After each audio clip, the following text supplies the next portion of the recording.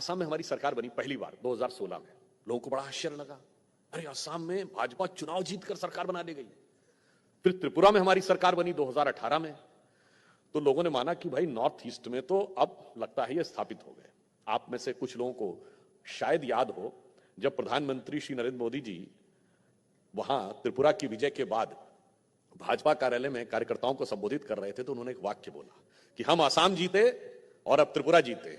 इसका मतलब पूर्वोत्तर में कमल खिल गया है और पूर्वोत्तर की दिशा तो बहुत शुभ मानी जाती है, इसलिए अब देश में सब कुछ शुभ ही शुभ होना चाहिए। परंतु मैं एक टीवी चैनल पे था और वहां तो जैसे हमारे जो लेफ्ट लिबरल एक्टिविस्ट होते हैं, वैसे ये भी एक बड़ा पैराडॉक्स है। लेफ्ट कभी लिबरल होता ही नहीं है। You name a single communist country which is liberal, मगर ये तो वैसा ही है जैसे मैं कहूं कि I am a devotional atheist.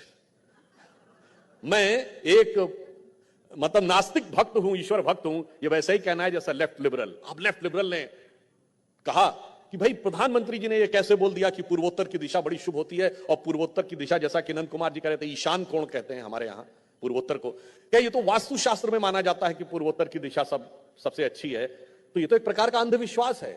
प्रधानमंत्री जी को ने एक प्रकार से अंधविश्वास का प्रतिपादन किया जब उन्होंने कहा कि पूर्वोत्तर की दिशा बहुत शुभ होती है। तो मैंने कहा कि प्रधानमंत्री जी जहां तक सोच रहे हैं आप सोच नहीं पा रहे हैं।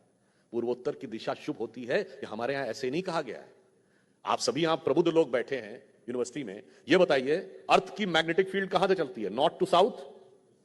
अर्थ की magnetic field north to south चलती है, और सन की मैग्नेटिक फील्ड अर्थ को किस डायरेक्शन से आके क्रॉस करती है? From east to west. तो दोनों एनर्जीज का सबसे ज्यादा सुपर इंपोजिशन किस डायरेक्शन में होगा? नॉर्थ ईस्ट में।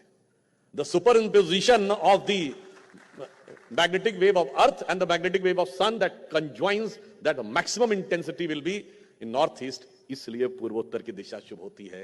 इसीलिए देवताओं की आत्मा जिसमें निवास करती है वह हिमालय हमारे पूर्वोत्तर में ही है।